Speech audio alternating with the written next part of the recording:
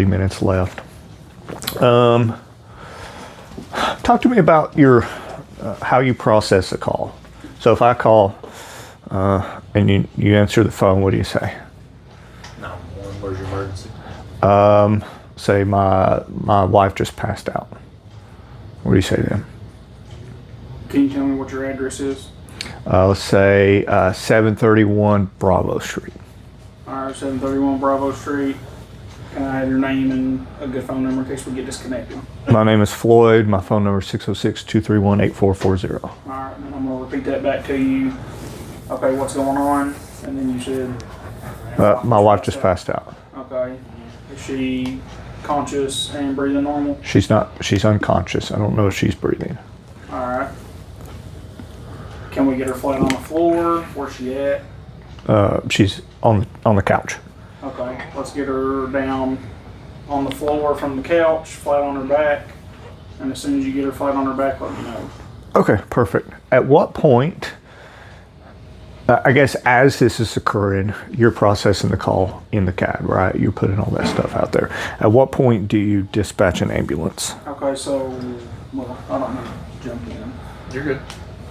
For me, as soon as you told me, as soon as I did all my first part of verifying the address, your name, all that stuff, and then you told me that you don't know if she's breathing, she's not conscious. At that point, I'm going to say, okay, hey, can somebody get this dispatched out for me while I'm still working with you, because I've already built that rapport with you. Good. And then I'll have one of my coworkers dispatch it. That's good. I like that. About the same for you? Yeah. Okay. Yeah, I think that's a good process. And, you know, we would really like for it to be a multi-tone. Get unconscious, just get the assets, right? If it's an overdose, who you sending? Everybody, right? How long does it take you to determine it's an overdose? Well, it's going to take a little bit of time. Could also be a cardiac arrest, so let's just go ahead and get everybody coming, because either way, everybody's coming. Right. All right? So just go ahead and drop a tone. And a lot of dispatchers, they will, even before they drop a tone, they'll say, District 1, Nixville Fire District, blah, blah, blah, station, whatever. Stand by for tones for a possible code 500, this location. We like that. If you could, like if all the other dispatchers are busy, if you could do that, because our crews might sometimes be a little lazy or be busy doing something. And that quick heads up before the tones drop gets them moving. Because a lot of times, especially if you are processing the call, trying to provide telephone CPR instructions, and trying to dispatch us, they will like drop tones, thinking, all right, that's going to give them a heads up, get them moving, but then it takes a while for them to advise what's going on. And at that point, if you drop the tones, our crews are going to sit there and be like, what is this? And they're going to be like, North Station Central, do you have something for, Station 1? It's like, and I tell them, like, you all can just start moving. You know what I mean? You know what district it is, just start moving in the ambulance. But either way, some people still just sit there. So just think about that process and how you can make that faster, right? We need to get the call dispatched as rapidly as possible, and I like it just hollering at another dispatcher saying, hey, why don't you drop tones, possible code 500 or cardiac arrest. But if everybody else is busy taking other calls, which could sometimes happen, and you have to do it yourself, there are strategic times where you can drop those tones. A good point is if they're on the couch or something and you have to move them, that's a good time. Just tell them how to move them, provide them instructions on how to do it, and then drop the tones and come back, because it takes some time sometimes to move them. But think about that process as we listen to some of these examples. One emergency? Yes, ma'am. I need an ambulance. My wife is collapsed in the backyard here. No. All right. So think about that. My wife has collapsed in the backyard. So initially, your go-to should be, this is cardiac arrest. This is going to be cardiac arrest. Let me make sure this is still recording because someone just tried calling me. I don't know if it... Yep, it's still going. Okay. So that should be your presumption every time. Let's listen to this one. 911 emergency. Yeah, I need some medics. Why are we coming? My mother's unresponsive. Unresponsive. So that's like, get everybody coming. Okay, get everybody coming. One emergency. All right, so how do you identify it? 2 questions. Are they conscious? If they are not conscious, then are they breathing normally? Again, because of those agonal, deep, gasping breaths, we have to clearly state normally. So this is part of the no-go. Are they conscious? If not, are they breathing normally? If not, start CPR. And we're going to hear how quickly you can achieve this. Emergency police paramedical with a medical transfer. Caller start with the location. Okay. We gotta get him out of the car. Is he conscious? No, he's not conscious. Is he breathing normally? Leave his head back. Is he breathing normally? No, not really. Okay, then you need to get out of the vehicle and lay him flat on his back because it sounds like we need to start CPR. See how assertive she was? And you have to be assertive. If someone calls and you say, do you want to do CPR? And I'm like, no, I don't particularly want to do it. The lay public doesn't know if it's something that they need to do or not. They don't know if it's critical to that person's survival. Now, if you say, I need you to start CPR, tell them what they need to do. Don't ask, but tell. Now, if they say, I'm not going to do it, okay, that's their choice, right? But you have to be assertive. They may also be under misconceptions that they could hurt the person. They might be afraid of hurting the person. They might be afraid of getting sued. They might not be familiar with the Good Samaritan laws that protect them. So we have to provide them with that information. 911. Hello? Hello, can you hear me? Yes, I can hear you. Okay, 911, what are you reporting? My grandfather is on the floor. He's conscious. He's not responding. Okay, how old is your grandfather? 82. Okay, and are his eyes open? His eyes are open. Barely. Okay, and he's not responding to you at all? He's not responding at all. Okay, how's his color look? At this one, it looks normal.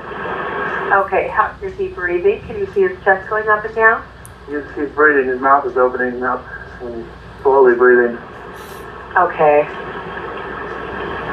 Does it seem like it's normal breathing? No, it's Shallow? shallow, yes. Okay. And his color looks pink? It looks normal? Yes. Okay. Does he have any health issues that you know of? He's got a bad back. He was taking medicine for that. He's got a history of medical problems. He had major surgery in February. Okay. Is he diabetic? No, he's not. Okay, well, I'm talking to you with you. Already have an anchor getting started, okay? Okay. I just want you to really look closely at his breathing and make sure that his chest is going up and down and that he is breathing. So, You have to Not tell real me to focus present. on that. Not real We got okay. an issue. Are his eyes, is he like blinking his eyes? No. Doesn't matter. No, he's not.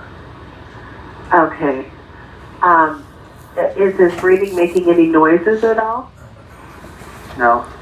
Does he look sweaty or feel clammy at all?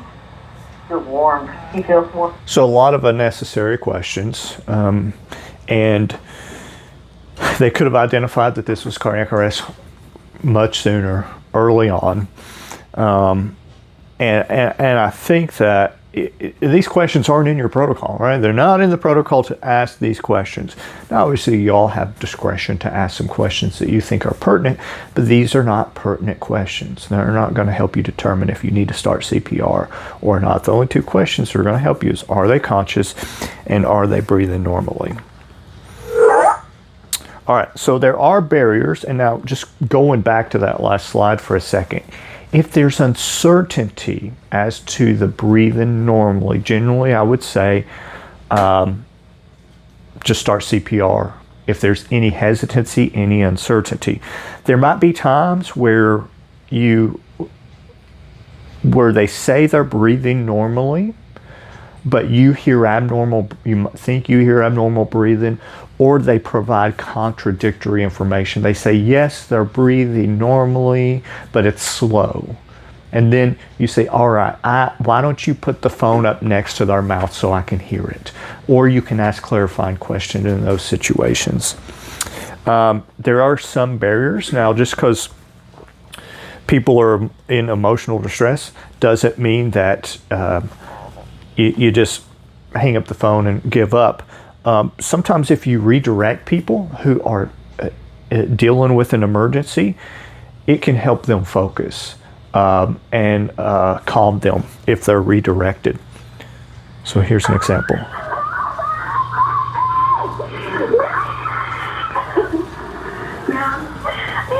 Do you want to help him? Stop screaming and let me help you, okay? My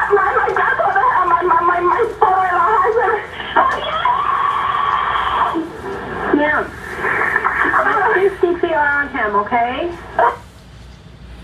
So there are times when you can't redirect some people, but oftentimes you can. If you just say, I'm going to tell you what to do. We're going to help him. Help is on the way. Listen to me so I can tell you how to help them.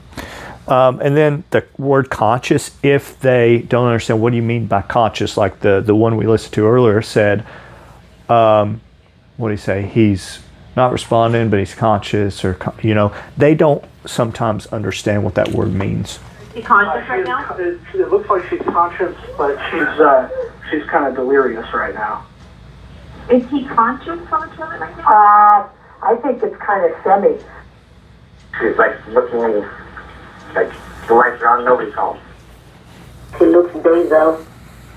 He's conscious, but kind of out of it. Is he conscious right now? He is, but barely. She's sleeping and breathing, but I can't make her wake up. She's not responsive. We can wake her up. Is she conscious? Not really. No, it's not that he's unconscious, she's just passed out. Oh, that's my favorite one. Is she conscious right now? I don't know. Is she awake? No. So that's something good to ask. I don't know if they're not sure if they're conscious or not. Ask them if they're awake. Do they respond to you? If you talk to them, do they talk to you? Stuff like that. So another barrier is if they open their eyes and they have seizure-like movement, which, as you see, a lot of people might report that posturing as seizure-like movement. So, an additional thing to assess for consciousness, as you're taught in CPR, is tap, shake them, see if they respond. Agonal breathing. So this is not effective breathing. It's completely ineffective. You still need to provide CPR instructions, and this is probably the greatest barrier to providing those instructions. So here's what this sounds like. Norcom 911. Yes, I have a gentleman here that's 63 years Do old. you need medical help? Yeah. What's the address? You can hear in the background. Okay. Is he conscious? Well, I can't get him to respond. Okay, so when you shake him or talk to him, does he do anything? No, this is what he's doing. I'll let you listen to it. Okay, ma'am. Ma'am. Huh? We need to start CPR, okay? That was beautiful. All right. Well, one, the caller did her job for her, said, here, I'll let you listen. Like, here it is. And she identified that they're not conscious and they have those snoring respirations, which is not normal breathing.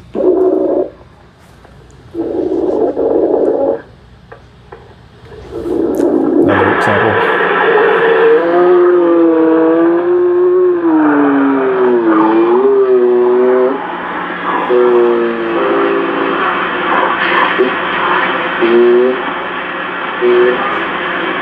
Another example.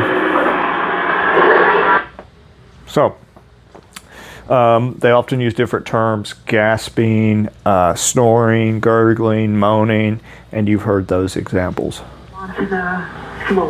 I don't think I can do anything. He's gasping for air. Okay, this he'll be breathing better if you can get him on his back also, just in case he is breathing. Gasping. Describe his breathing for me. His breathing is a long snore. Snoring. Sometimes it's very slow. Sometimes he looks like he's snoring. He's gasping. He periodically takes gaps. He's turning blue. It's like gasping for breath. He's never been gargling on him. She's like breathing weird though. He's taking these weird like snorting breaths every once in a while. She's like breathing like, I don't know, just deep but rare. He's just doing this kind of a gagging deep breath thing. What's going on? He's gurgling. He's gurgling. Yeah, oh God, help, Christ, get up. Is he breathing? He's breathing, yes. Is that him I hear in the background? Yeah. Okay, so he was complaining of chest pain before this happened? So the problem with them saying gurgling is if we think gurgling, we think what? Choking. And then we want to get them on their side. What are we doing if they have agonal breathing? And what are we not doing if they have agonal breathing and they're on their side? What are we not providing? CPR. So you have to correctly identify agonal breathing. So I already mentioned that you can ask them to put the phone by the mouth. Are you responding to it all when you tell No, he's gurgling. Is he breathing normally? No. Okay, what we're going to need to do is we're going to need to do CPR until they get on scene. Okay, he's breathing. Ma'am, is he breathing normally? Is his chest rising, falling up and down, up and down? Yes, his chest is going up and down, but it's... No, put the phone up to him so I can hear his breathing. Okay. Okay, now, what we need to do, ma'am, Yes? he's not getting enough air, so we need to do CPR. That was perfect. All right, another barrier, and this is something that occurs everywhere. Every EMS service I've worked is, if it is someone from a nursing home, often you'll have someone from a nursing home, a nurse calling in from a nursing home, or an aide calling in from a nursing home, or you'll have someone that's at the house that's a relative or a friend of someone that's having a cardiac arrest. Don't assume that just because they have healthcare experience that they know what they're doing. All right, there are a lot of different kinds of nurses. There are some EMTs or paramedics who aren't taught that this is what a cardiac arrest can look like, and you all are taught that this is what a cardiac arrest can look like. So even if they're in a healthcare facility, unless maybe it's St. Joe Jessamine calling in a transfer and they say it's a post-cardiac arrest or something, but if it's a nursing home or a family member or friend, still go through the same process. Some nursing homes don't have nurses on staff all the time. Maybe it's an LPN that's taking care of a patient or something like that. So never assume that. Follow the standard protocol. Now, to provide it, by this point in the training, you should understand, if they're not conscious, if they're not breathing normally, start CPR. When in doubt, there is no doubt, start CPR. There are different types of CPR, and every time we have this training, people want to know, well, do we ever provide CPR or provide breathing instructions? Yes and no. All right, this is a yes and no question. There are different schools of thought on this. Now,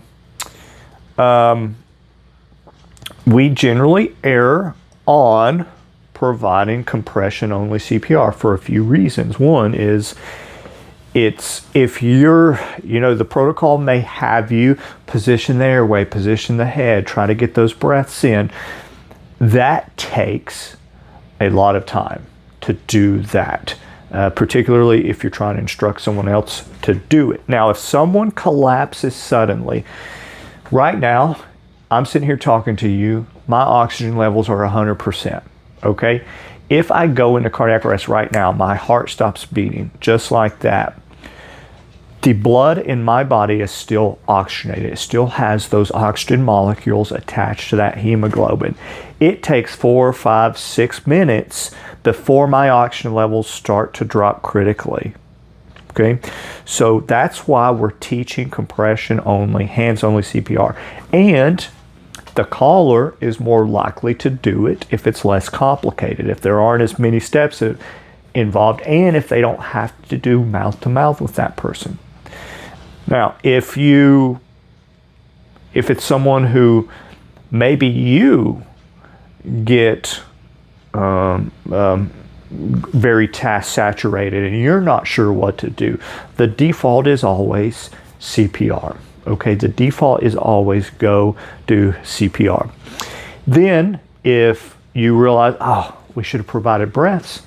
All right, while they're doing CPR, we have time to pull up the full algorithm and protocol and go through these breathing steps. All right, so the too long didn't read version is hands only CPR is good and it's fine, and that's the minimum accepted standard is hands only CPR. There are certain cases where breathing is essential. If I die from suffocating, like I would, or asphyxiation, like I would if I had an opioid overdose, the thing that caused me to go into cardiac arrest is a lack of oxygen in my body and in my bloodstream. So in those patients especially, and children, because children don't often have heart attacks and die suddenly. They usually die secondary to a breathing problem. So we want to pause in those situations and provide breathing instructions. But at the end of the day, CPR is better than nothing. CPR is better than nothing. All right, so how do you instruct them? Well, it's 100 to 120 compressions a minute. Now, I teach CPR a lot and I practice CPR a lot. I can do it almost at 110 perfectly, but I practice this all the time. Most people, they're either going to go too fast or too slow. Trained responders, me, fire, law enforcement, we tend to go too fast. Bystanders, they tend to go too slow. And there is a good rate that you want them to be at. And the best way to do that, have them count out loud, count with them, and have a metronome going. As that metronome's going, I can say, all right, I'm going to count. I want you to count with me and do CPR. 1, 2, 3, 4, 5. 1, 2, 3. And say, I want you to count out loud. Count with me. 1, 2. And as they start counting, you can stop counting, let the metronome keep playing, and listen. If they slow down or they speed up too fast, you can redirect them a little bit. Also, make sure that you tell them to push hard. We'd rather push too hard than not hard enough. And make sure that they don't lean on the chest. Say, I want you to put your knees next to their shoulder. I want your shoulders over top of their chest. I want you to put one hand on top of the other. I want you to straighten your elbows and lock them out. Put your palm in the center of the chest between their nipples. Push hard and fast. Go. Push hard and fast. Count out loud. 1, 2, 3. Don't lean on the chest. Keep going. Let your hands come all the way back up. Keep going. Don't stop. Cell phones, obviously, if they have a cell phone, have them put on speaker early. All right, you don't want them to stop CPR, lay the phone down, and not hear you. Okay, so go ahead and have them put the phone on speaker. All right. So if they refuse, again, be decisive. Okay, your decisiveness will give them confidence. if you're like, well, you can do it if you want, all right, EMS providers say this when we really don't want someone to do something, or we don't think that they need to maybe go to the hospital. We shouldn't do this, but some do. We'll say, well, it's really up to you if you want to go to the hospital or not. It could be the same with CPR. Well, it's really up to you. That is a way to get out of having to do work. The same is true with telephone CPR. Say, I need you to do CPR now.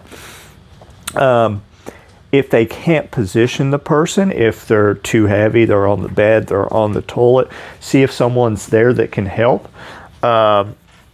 See if there's someone that's there that can help. If they're on a sheet on the bed, they can pull on the sheet, okay?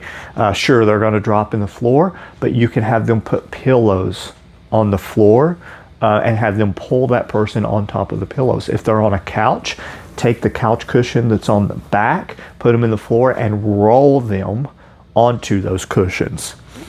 We just want to get them on a hard surface, because if they're not on a hard surface, then they're just going to be bouncing, okay?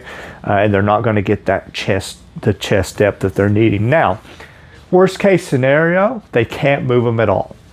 It's still better to have them do it not on a hard surface. Reassure them that that moving them is not likely to hurt them, but not doing CPR will most certainly hurt them. All right, and the last part of telephone CPR instructions is continuous coaching.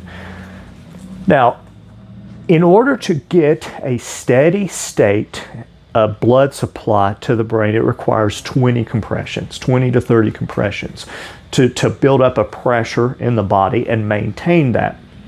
As soon as they stop CPR, if they stop CPR and they resume, I thought at one point in time that, well, they're going to start off where they left off. That's not true. It then requires another, the pressure once they stop drops to zero. Then it requires another 20 or 30 compressions to get back up to where they were.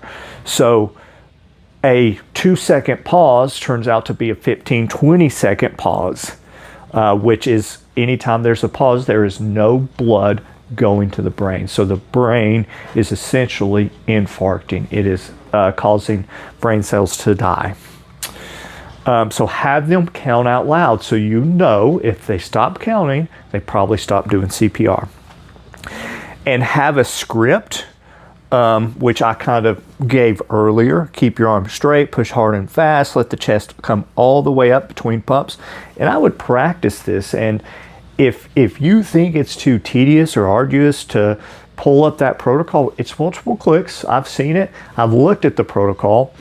That's why we default to no, go. But in terms of providing those instructions, I would write these down, print them off, have them ready, have them laminated, have a little card so that you can just quickly provide these instructions and provide encouragement. We, EMS providers and other first responders, we rotate out CPR providers every 2 minutes.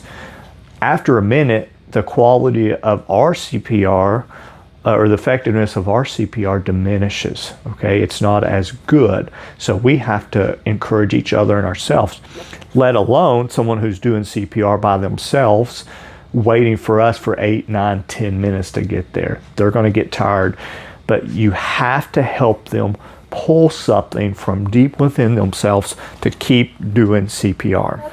Oh, here's an example. I need him to count out loud so I can hear how fast he's going. 1, 2, 3, 4, 5, 6, 7. We're going to continue to do that. If he gets tired, I need the next person to do it. Okay, 13, 14, 15, 16, 17, 18, 19, 20, 1, 2, 3, very good. Keep going. You're going a little fast. 9, 30. Is he moving at all? Any person can move. Okay, keep going. Keep going. No, he's not gone. Let's keep going, okay? Okay, 1, 2, 3, 4, 5, 6, 7, 8, 9, 10, 11, 12, 13, 14, 15, 16, keep pressing as hard as you can. 1, hard, I'm pressing. When he gets tired, I need the other lady to join in, okay? 8 to 9:30, okay. Get tired, let's do it. Keep going. 1, 2. Yeah, that's good. If there are other people, they can rotate out, especially after a few minutes or whenever they get tired. And callers will often think if I'm doing CPR and nothing's happening, that it's not working and they'll want to stop. But that's just not how cardiac arrest works. Remember, pre-arrivals in CPR keeps the organs oxygenated until we can get there. Tell them to stay on the line. Tell them not to hang up. If they say that CPR is already in progress, which they often will do, don't deter them from doing CPR. Have them take the phone to the person that's doing CPR and put it on speaker and have them count out loud. All right, so as we close out this day, we have to have a mindset that, you know, we can always learn something new and we can learn from our experience. Even as a trained healthcare provider, your first, second, third telephone CPR case, you're all, in any case after that, you're going to have the opportunity to learn from those experiences. So Megan should also be listening to all of the telephone CPR cases and providing feedback. You should get like a CQI report for every cardiac arrest case that you have. So support each other. These audio reviews, they're not meant to be punitive. They're meant to just find weaknesses that we can and gaps in our training and in our TCPR instructions that we can learn from so that we can do better for the next case. All right, that was a lot. Hopefully you found it helpful. Do y'all have any questions? Did it make sense? Oh yeah, yeah, it's very informative. Good.